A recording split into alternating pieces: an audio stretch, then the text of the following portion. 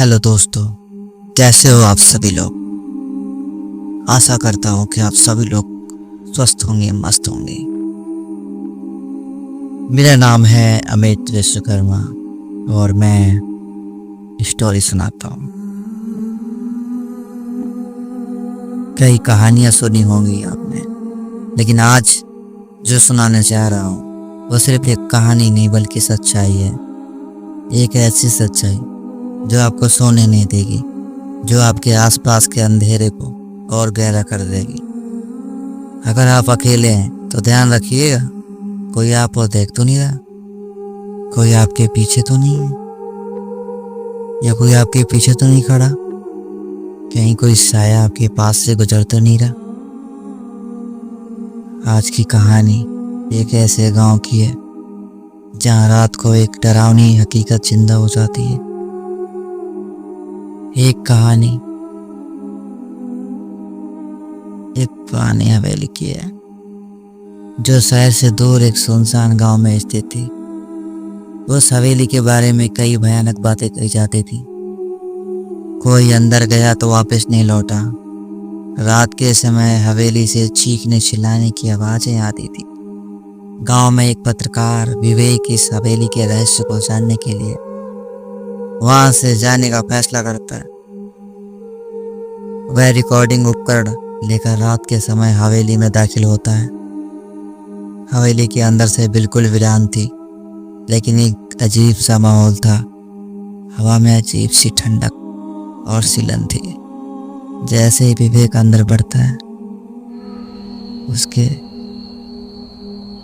उसे किसी के चलने की आवाज सुनाई देती है, लेकिन वहां कोई नहीं था। अचानक एक पुराना झूला अपने आप हिलने लगता है।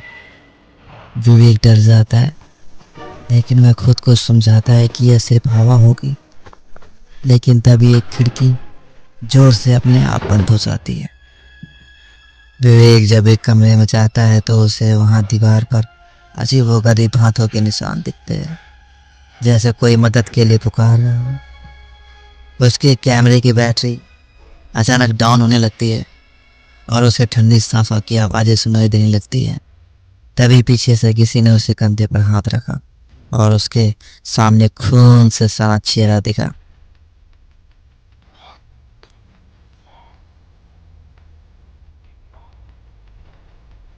विवेक की सांसें तेज हो चुकी थी। उसका दिल जोर जोर से धड़क रहा था। कमरे में अंधेरा था और सामने वह खून से सना चेहरा अब और भी करीब आ चुका था। अचानक सब कुछ शांत हो गया। हवा थम चुकी थी। घड़ी की सुई भी जैसे रुक गई थी। विवेक ने कांपते हुए मोबाइल की फ्लैश लाइट ऑन की, लेकिन कुछ दिखाई नहीं दिया। वह धीरे धीरे पीछे हटने लगा। लेकिन तभी, तुम यहाँ क्या कर रहे हो? एक अजीब सी गहरी और डरावनी आवाज कमरे में गूंज उठी।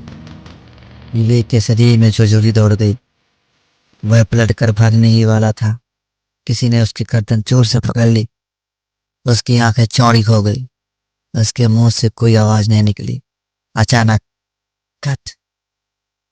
मोबाइल की बैटरी खत्म हो गई। पूरी हवेली अंधेरे में डूब गई।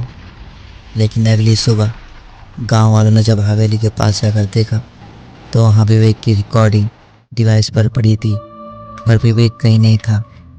वह कहाँ गया? क्या वह जिंदा था या फिर हवेली के रहस्य में समा गया? जवाब मिलेगा आपको अगली कड़ी में। नेक्स्ट पार्ट का होप। अगर आप जानना चाहते हैं कि विवेक को क्या हुआ तो प्लीज़ कमेंट करें और इस वीडियो को शेयर करें। अगले एपिसोड में उस रहस्य से पर्दा उठेगा जिसे सुनने के बाद आप रात को अकेले बाहर मुतने भी नहीं जा सकोगे, या वह निकलने की हिम्मत ही नहीं होगी। अगर हो सकता है सुसु लगे तो आप पैंट में ही मुत दो। अब आप भूतिया हवेली का रहस्य पार्ट 2 के नाम से सुनेंगे, तो ये जल्दी में रिलीज हो करूँगा। तो तब तक ले take care, bye bye, love you दोस्तों।